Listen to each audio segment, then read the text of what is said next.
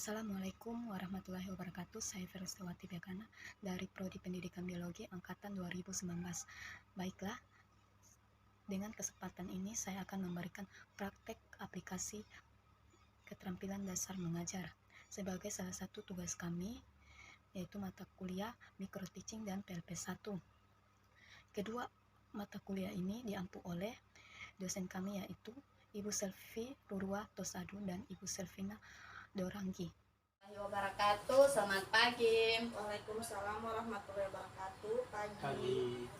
Perkenalkan, nama saya Ferustiawati Bekana dari Fakultas FK Biologi. Sebelum saya melanjutkan materi hari ini, saya absen dulu ya. Komang Primansa, hadir. Wiliana Nur Anissa, Hadir. ya, hadir semua ya. Ya. Materi kita hari ini tentang sistem. Pencernaan pada manusia. Oke. Ada yang tahu sistem pencernaan pada manusia itu terdiri dari atas organ apa? Apa saja? Tidak, Bu. Pencernaan pada manusia terdiri dari organ berupa saluran pencernaan dan organ tambahan seperti saluran mulut, kerongkongan, lambung, usus halus, dan usus besar.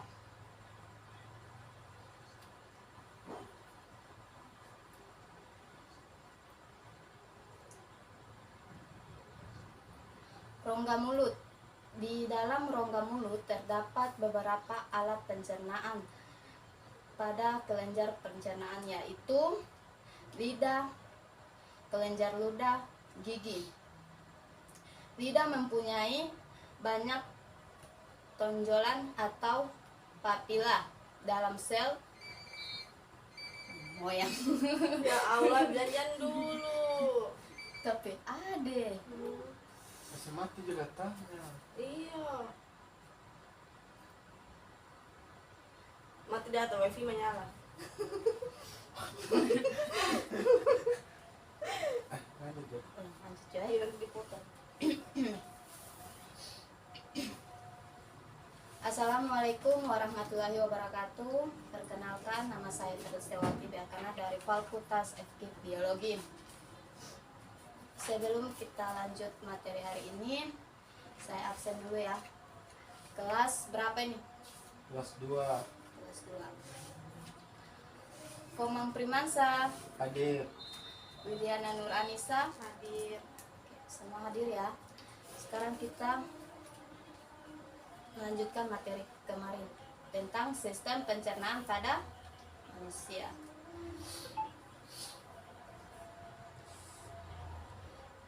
Sistem pencernaan pada manusia terdiri atas organ berupa saluran pencernaan dan organ tambahan.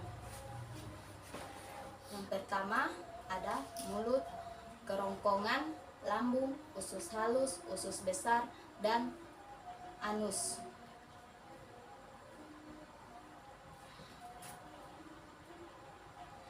Rongga mulut terdapat beberapa alat pencernaan dan kelenjar pencernaan, yaitu ada lidah, kelenjar ludah, gigi.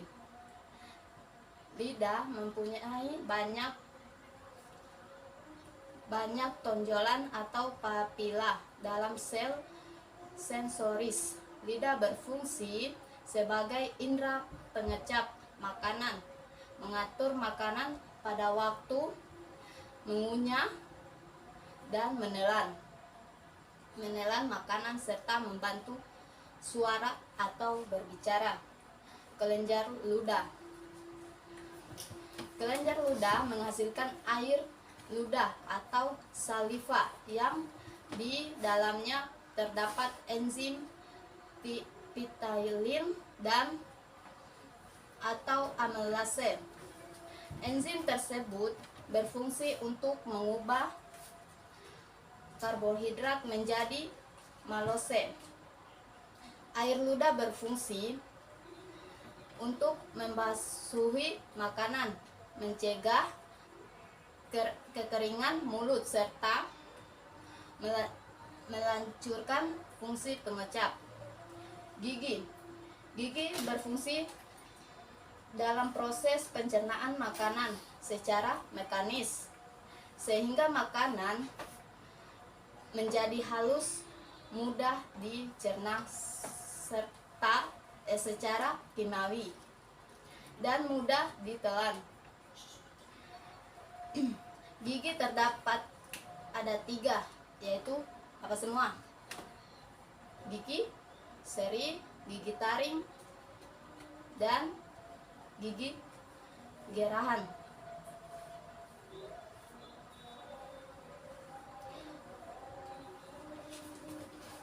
Agar tetap sehat, gigi harus selalu bersih dari sisa-sisa makanan. Sisa makanan dapat mengandung mikroorganisme perusak gigi. Jika terdapat mikroorganisme, maka menyebabkan gigi berlubang terlihat terlihat berupa beracak hitam. Jika berlubang dibiarkan saja tanpa diperbaiki, maka lubang gigi dapat membesar sampai ke rongga gigi. Lubang gigi yang sampai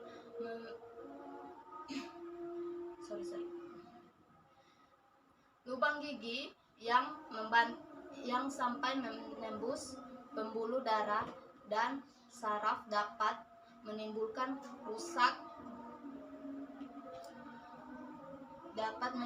rasa sakit dan nyeri. Kerongkongan terdapat berupa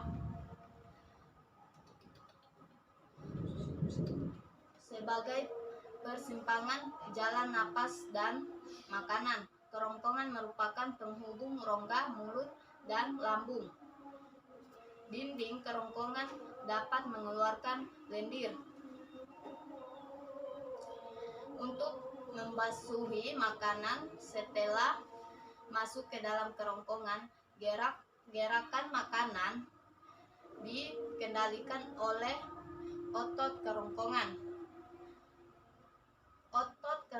Otot kerongkongan melakukan kontraksi sehingga menimbulkan gerakan seperti meremas-remas dan mendorong. Lambung terletak di dalam perut sebelah kiri. Lambung terdiri atas 3 bagian, yaitu bagian tengah, atas, dan bawah. Pada lambung bagian atas terdapat kardia dan pada bagian bawah terdapat otot.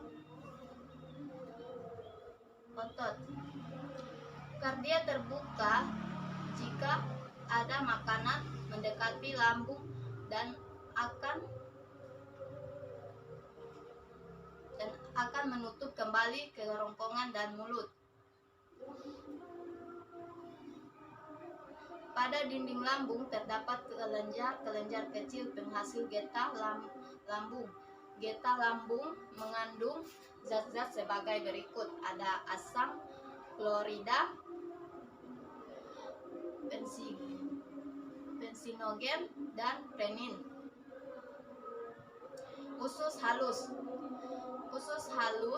dibedakan menjadi 3 bagian, yaitu 12 jari, usus kosong, dan usus penyerapan.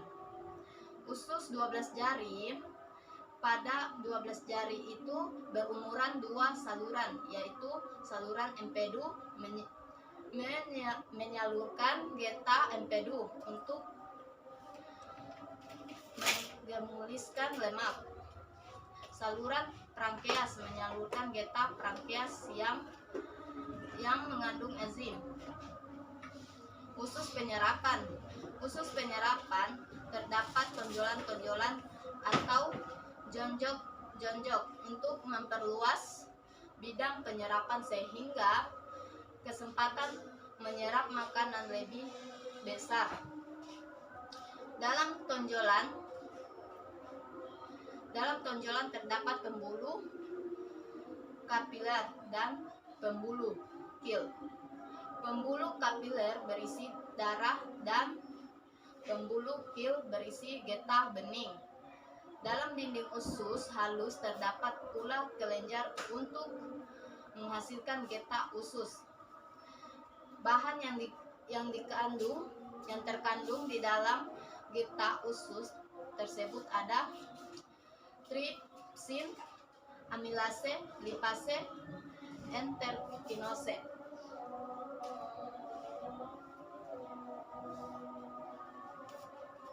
Proses pencernaan selesai pada jejunum dan dilanjutkan dengan proses penyerapan oleh elum. Pembuluh kapiler berisi darah dan menyerap asam amino dan glukosa. Usus besar terjadi penyerapan sari makanan di usus halus. Sisa makanan didorong ke usus besar. Usus besar dibedakan menjadi 3 bagian, yaitu bagian naik, mendatar, dan menurun. Pada daerah pangkalan usus besar terdapat usus bantuan dan umbai cacing. Bagian akhir usus besar adalah poros usus. Di dalam usus besar terdapat bakteri pembusuk. Bakteri tersebut membantu proses pemasukan sisa makanan dan sintesa vitamin. Di sini terjadi proses pembusukan sisa makanan menjadi fase.